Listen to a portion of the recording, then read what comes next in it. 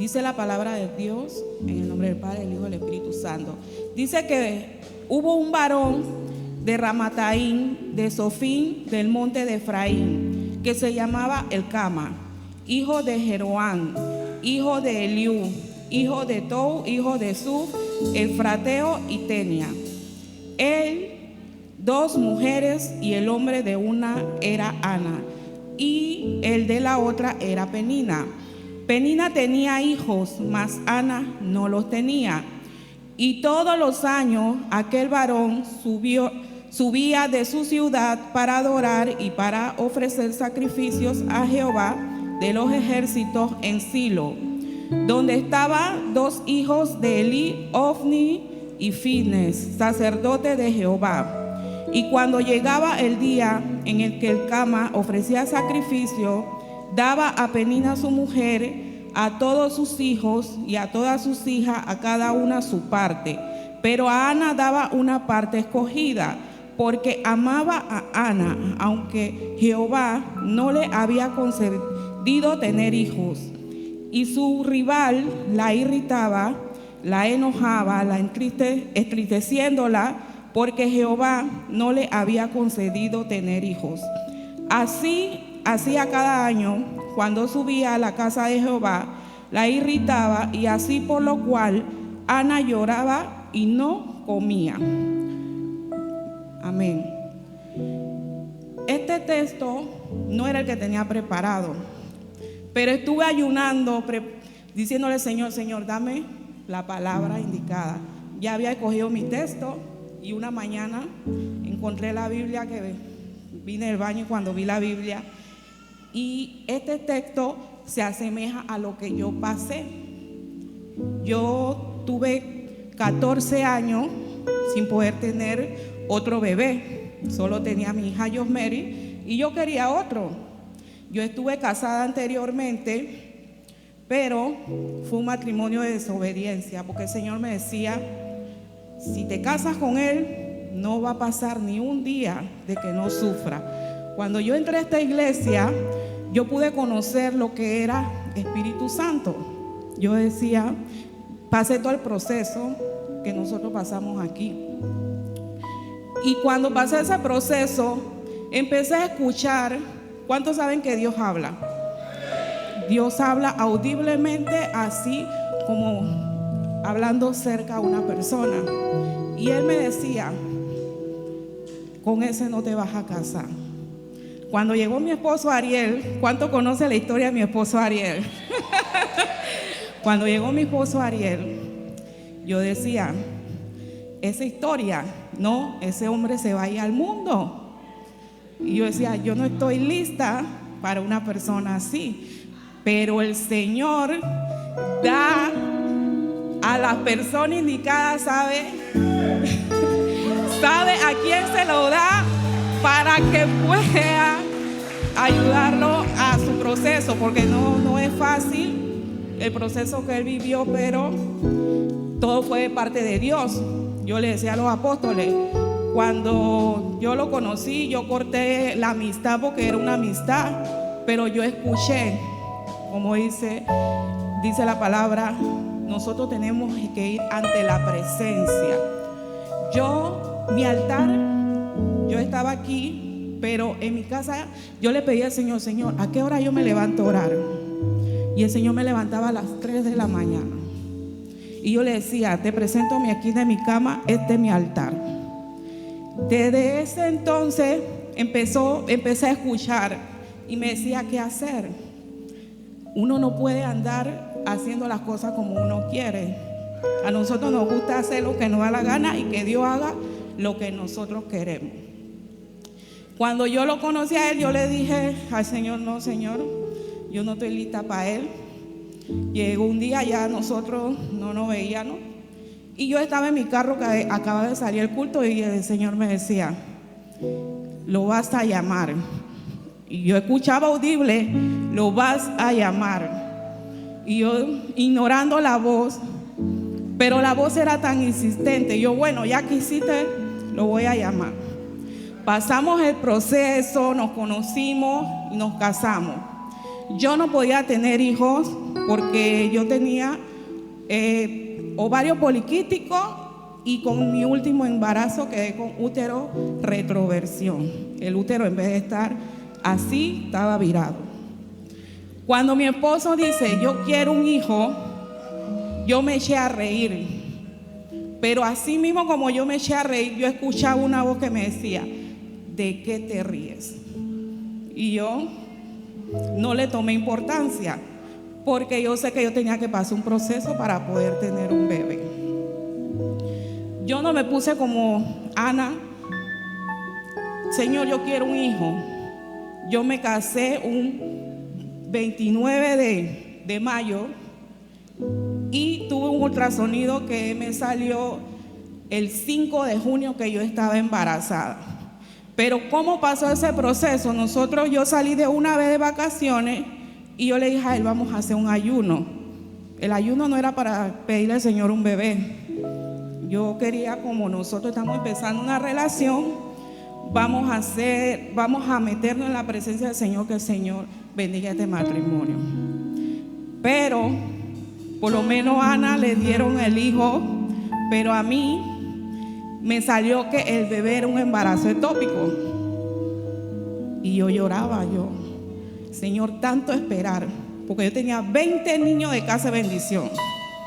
20 niños, yo decía, pero yo no quiero niños, yo quiero mío propio. Y me pasa ese proceso. Fue muy duro, porque como yo trabajaba ahí, me enseñaban las imágenes. Mira, eso está en la trompa izquierda, no se puede hacer nada, vamos a sacarte el bebé. Solo eran 2 bolitas que no estaban informados con 6 semanas. Y yo lloraba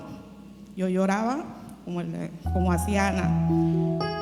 Pero después dije, bueno, si lo tengo que perder, ¿qué puedo hacer?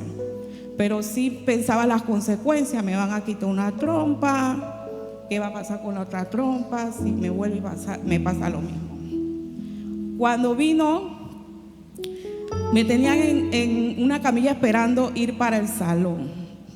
Y llegó un muchacho, compañero de trabajo, y me dice, sierva, porque muchos me conocen por los testimonios que he tenido en el hospital. Sierva, ¿qué tú haces aquí? Yo dije, mira, me van a sacar, dice que tengo un embarazo ectópico y tengo que ir para el salón. Y él me dice, ¿a qué Dios tú le sirves? Y yo le decía, mira, en mi ignorancia, ya lo que yo vi, lo que se vio, no se puede hacer más nada. Así que estoy aquí esperando que me lleven al salón. Pero él todavía en su inquietud me dice, Jocelyn, dile a Dios que te cambie el diagnóstico. Solo agarré la palabra, pero no la ponía en acción. Y me quedé pensando y meditando en lo que él me decía. Dile a Dios que cambie el diagnóstico. Faltaba 1 hora para ir para el salón y me dio ganas de orar. Y yo le decía al Señor, Señor, yo sé que para ti no hay nada imposible. Yo sé que tú creaste todas las cosas. Yo sé que tú sanas, yo sé que tú salvas. Pero si es tu voluntad que me saquen ese niño, yo acepto lo que tú quieres y te lo entrego.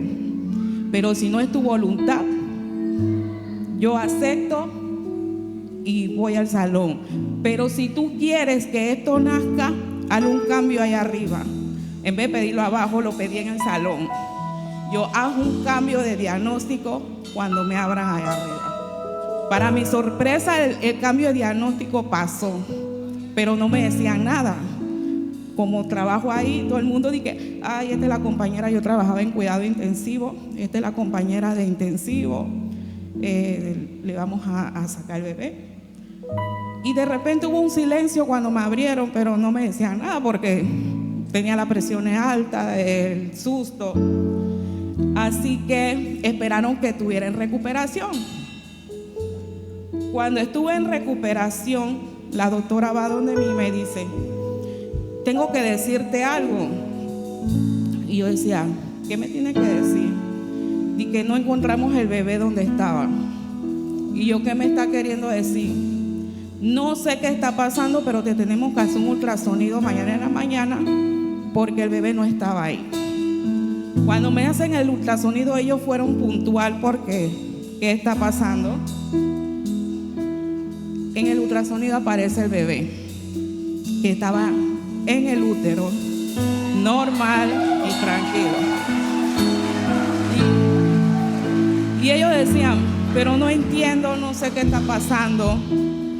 Y yo preguntaba, si ya usted me abrieron, ¿cómo voy a seguir con ese embarazo? Nadie me decía nada. Cuando llegaron los residentes,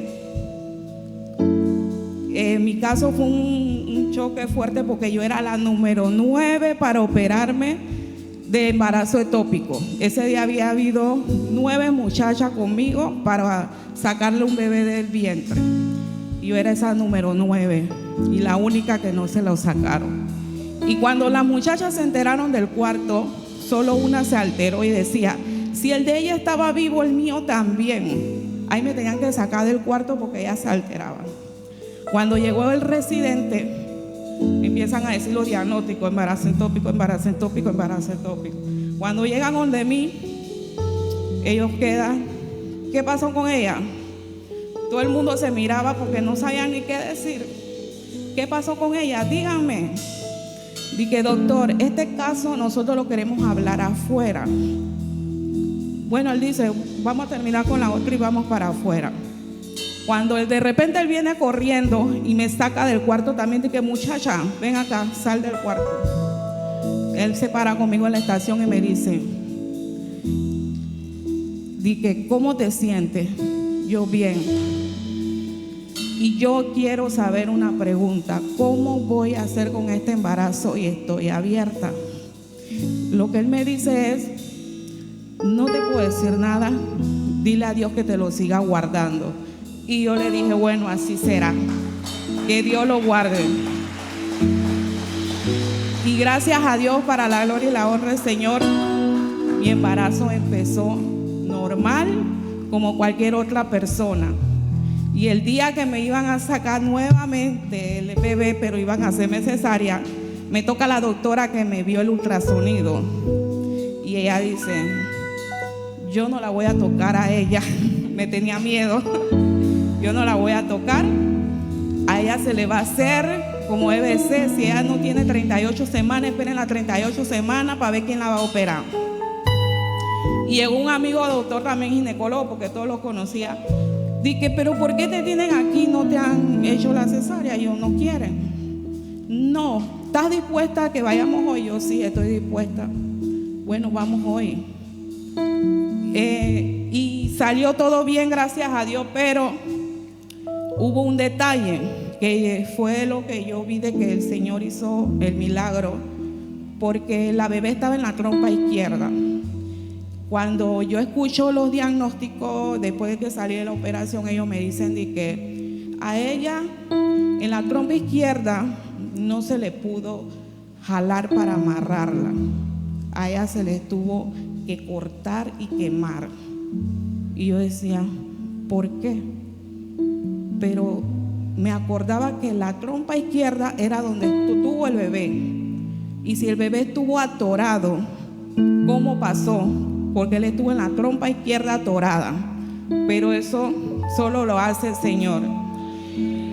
Y todo el hospital la que estaba, porque cuando yo estaba en el ultrasonido, y yo le decía, porque nosotros a veces pensamos como cristianos, no, yo soy cristiana, ustedes miren bien, seguro eso está mal. Y ellos decían, vengan todos a ver el ultrasonido. ¿Dónde está el bebé? En la trompa izquierda. Y bueno, está en la trompa izquierda, ahí está. Y cuando las muchachas se enteraron que no había bebé en trompa izquierda y estaba en el útero, muchas lloraron y se conmovieron, porque decían, nosotros lo vimos. Es más, le tomaron foto, pero no me la quisieron dar. Así que en esta historia yo le decía al Señor, se parece a la mía. Pero dice que cuando Satanás sabe lo que hay en una mujer, llamada para propósito. Él hace lo imposible para abortar ese propósito. Porque hay muchas personas que cuando estamos en esas situaciones de problemas, ¿qué nosotros hacemos? Renegamos de Dios. Y eso no es lo que el Señor quiere. En lo que yo estaba sentada en la silla que me iban a preparar para el salón, yo podía escuchar que alguien me hablaba. Y yo escuchaba que me decían: mira pues, tú que le sirves a Dios y mira lo que te está pasando. Y eso es lo que muchos a veces pensamos: le servimos a Dios, pero ¿por qué me está pasando esto? ¿Qué quería el enemigo? Que yo renegara. Yo no podía renegar, porque yo aceptaba de que si el Señor da, porque eso era lo que yo le decía: si tú das y tú quitas, tú sabes por qué tú lo haces, y voy a confiar en ti. Y pasé ese proceso como el que pasó Ana, pero dice que la historia de que Ana y Penina, ella también escuchaba como Penina criticaba de ella: tú eres una estéril, no puedes tener hijos. Así yo escuchaba que algo me hablaba y me decía: mira lo que tú estás pasando. ¿Para qué tú le sirves a Dios si Dios te está permitiendo pasar este proceso? Con ese proceso en el hospital decían: ay, de verdad que era cristiana, porque hay muchos que decimos: yo soy cristiano, pero nuestro testimonio no está bien, y te critican y te señalan, y el enemigo está nada más esperando donde tú caigas para poder hablar de ti. Y desde esa vez empezó el Señor. Yo me gozo cuando yo ahorita estoy en sala de parto. Casi siempre me tienden en esa sala, y como yo decía, cuando tú eres de un ministerio que el Señor te quiere, ¿para dónde te va a mandar? ¿Dónde es tu ministerio? Así que yo trabajo también con los recién nacidos, trabajo en puerperio también cuando nacen, y el Señor también me mueve a diferentes salas. Pero cuando me cambian y que por un día vas para una sala, puede ser medicina, puede ser cirugía, yo voy contenta, no como la otra que critican, porque yo digo: si el Señor me está mandando para allá es por algo. Algo Él quiere que haga, a alguien quiere que hable. Me pasó un día que me mandó por una sala y había una paciente con sangrado digestivo bajo. Y yo no era mi familiar, pero nosotros tenemos que saber que nosotros el Señor quiere que nosotros nos amemos unos a otros como si fuéramos hermanos. Y no es mi familia, pero yo me ponía ¿por qué no le están dando el medicamento a la paciente que le corresponde? La paciente se está desangrando demasiado. Y estaba con la insistencia que llamaron a los doctores y me dicen: no, pero lo que pasa es que no hay el medicamento. Yo, con todo el respeto, si no hay el medicamento, yo creo que la ley es: llamen al familiar que lo compre, ¿verdad? Dije: sí, ¿verdad? Vamos a tener que hacer eso. Y si yo no hubiera estado ahí, la señora estaba desaturando. Empezaron entonces a ponerle sangre, a ponerle oxígeno, a llamar a los familiares. Fue cosa de minutitos y la señora se estaba empeorando. La cosa que ya de ahí me movieron, pero yo seguí insistiendo. ¿Qué pasó con la señora? No, que la señora la subieron siempre a la sala y ya le están dando su tratamiento.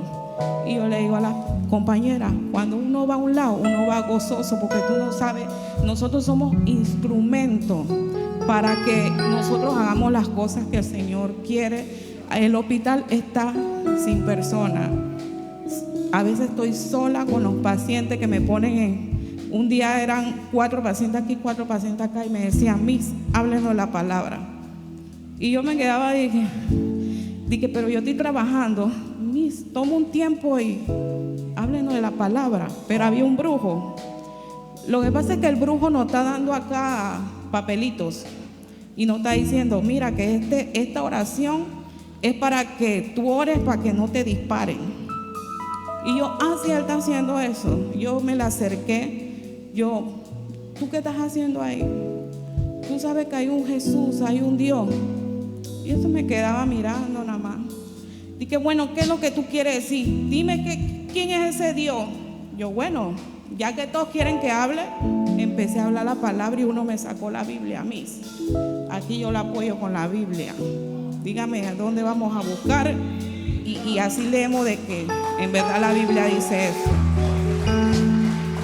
De ahí, cuando me mandan a veces a cuidado intensivo, a veces tengo problemas porque los pacientes quieren escuchar a alguien y yo estoy trabajando, yo les digo, y me dicen, pero ven, yo quiero que me atiendas tú, las pacientes católicas. Ahora, como yo le digo a mi esposo que yo no quiero pertenecer más a la católica, todo eso me ha tocado y no es fácil, porque yo le digo a los compañeros, estoy sola. De ahí me tocó un paciente, se llama como el profesor Watson, y se llamaba Watson, y me dice le digo yo, Watson, escuché que vas para la sala, tienes cáncer de pulmón, tú sabes. Me hacía porque estaba entubado que sí. Yo, bueno, Watson, yo no te puedo ayudar, pero yo sé quién. Pero no lo hacía con el cosa de que para que se sanara, porque yo decía, yo no sé si es la voluntad de Dios que se sane. Yo lo hacía, era para que si él se moría, se fuera con Cristo. Y hoy que vamos a orar, Watson, ¿quieres aceptar a Jesús como tu Salvador? Me decía así, nada me movía y que sí. Yo, bueno, yo voy a hacer una oración, repítela con la mente y cuando termines, yo voy a orar por ti. Y yo empecé después que él hizo la oración de fe y yo empezaba, Señor, tu palabra dice que todo aquel que cree en ti, Señor, tú pagaste por la enfermedad con la cruz del Calvario. Y oré por él y lo bajaron. Pero había una que me había visto, una de lo que inhaloterapia, y ella lo tenía que atender. Y ella me dice una semana después de que él bajó, ella me dice, Jocelyn, tú sabes que está pasando algo allá abajo. Yo, ¿qué cosa? El paciente que tú le oraste, el paciente le quitaron el tubo y está respirando normal. Y yo me quedaba segura, porque él tenía los pulmones dañados. Jocelyn, en serio, lo que pasa es que cuando tú tomas la palabra para ti, en la desesperación, a veces tú abres el corazón y tomas la palabra para ti y Dios te escucha. La semana que seguía viene de nuevo la muchacha, porque ella estaba pendiente, porque ella le oró. Yo estoy pendiente. La semana siguiente me dice, Jocelyn, el paciente, ¿te acuerdas? Watson. Yo sí, ¿qué pasó? Watson se va para la casa caminando. Y que en serio, Watson se va y sin necesidad de oxígeno. Y nosotros tenemos que ayudar. Nosotros tenemos un plan, un propósito aquí, y es hablar la palabra. Pero muchos por los afanes de la vida, el trabajo, nosotros estamos pensando nada más en nosotros mismos, cuando hay personas que están necesitando una palabra de ti. Así que yo veía esta palabra, Señor, estas cosas que ella pasó, yo la experimentaba, el sufrimiento y el dolor que Ana pasaba, yo lo sentía, porque así como yo escuchaba una voz que me decía, mira, tú que le sirva a Dios y todo lo que te está pasando. Ella escuchaba la voz, pero era de la que estaba casada con ¿cómo es? La que estaba casada con el Penina, que estaba casada con el mismo esposo de Ana. Ella se sentía de que ella le hacía sentir mal. Le hacía sentir como que tú eres una estéril, tú no sirves, no das fruto, no produces nada. Cuando nosotros ella siendo más cristiana, ella sentía más emoción por la palabra del Señor que Penina, pero Dios tenía un plan con ella, aunque la irritaba, la enojaba, eso la convertía en una persona amargada. Y yo decía pero ¿qué es una persona amargada? El significado de una persona amargada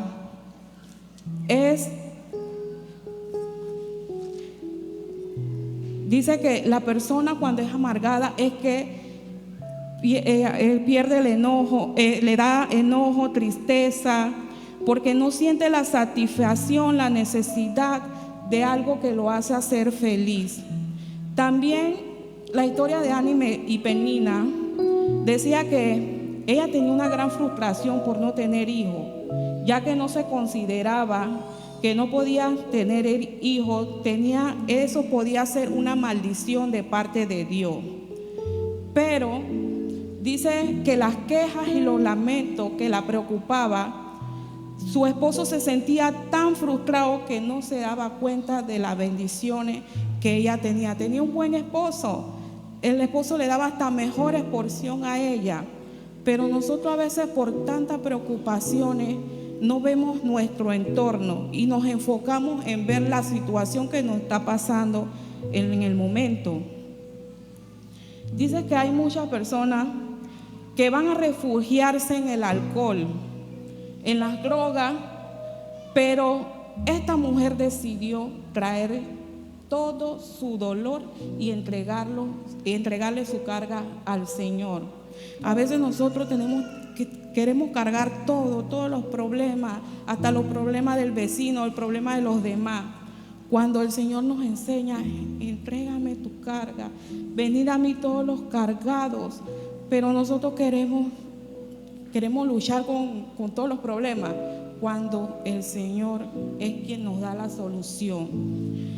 Dice que cuando Elí la vio, él pensaba que ella estaba ebria, pero cuando tú tienes una relación con Dios, a veces yo me paro a las 3 de la mañana y yo trato de que nadie se dé cuenta, pero mi esposo nada más apenas me levanta un poquito y él de una vez está ahí que buscándome dónde estoy. Pero mi intimidad de parte de Dios era de que yo le decía: Señor, ¿a qué hora yo me levanto? Y la hora que Él me levantaba era a las 3 de la mañana.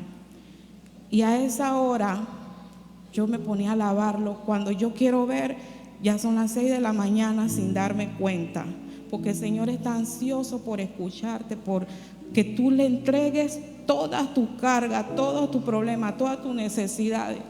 Pero nosotros nos conformamos con lo que nos esté pasando. Dice que Él también tiene cuidado de nosotros.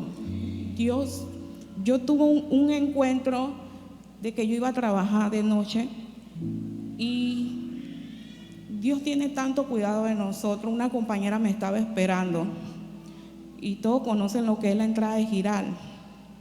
En la entrada de Giral, un carro iba a entrar a la entrada para girar adentro, y nosotros lo que hacemos es que, bueno, si yo veo un carro está demorando para entrar, yo me voy a tirar por fuera. Y en lo que yo me voy a tirar por fuera, yo escuché que algo me habló, pero antes de salir allá a girar, en mi puerta de mi casa yo escuché: ora, reprende. Y yo empecé: Señor, yo reprendo todo lo que Satanás tenga preparado para mí en esta hora, porque sentía el deseo de orar. Y cuando yo veo el carro que va a entrar, yo vengo y que, ese carro está demorando y me voy a tirar por fuera. Y en lo que me voy a tirar, que muevo el timón, yo escucho que algo me dice que no te tires. Y yo me detuve pensando: ¿qué me está hablando si yo voy sola en el carro?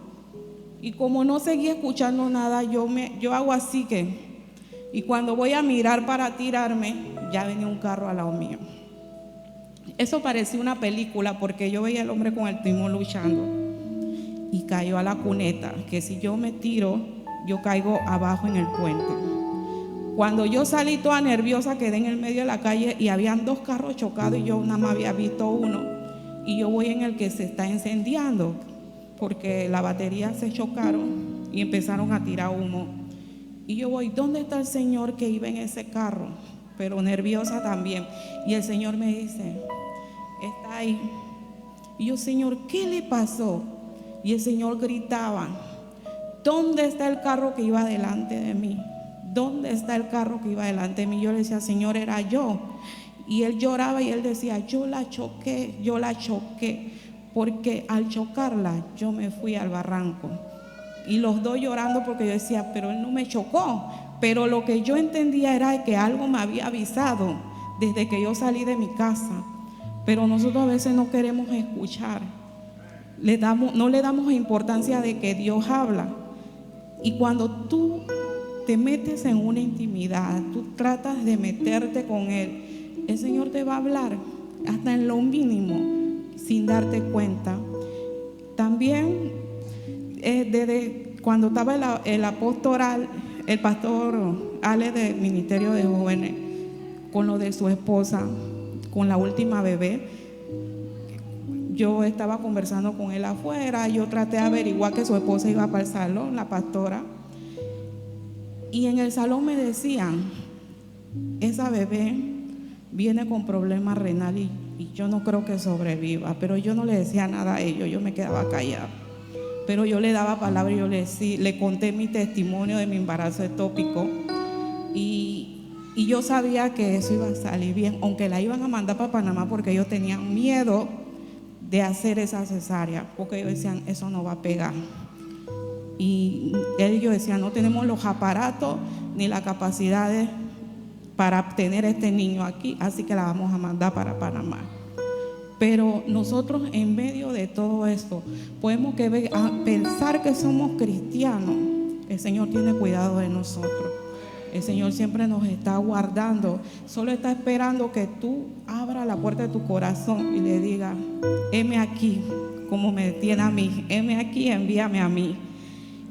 Así que el propósito de este tema es de que actuemos, porque muchas personas trabajan por emociones y no por razonamiento. A veces tú quieres que, ay, yo voy a coger eso, a tomar eso porque yo creo que eso está bien, pero no razonamos lo que vamos a hacer, de que si lo hacemos y es malo y nos va a ir mal.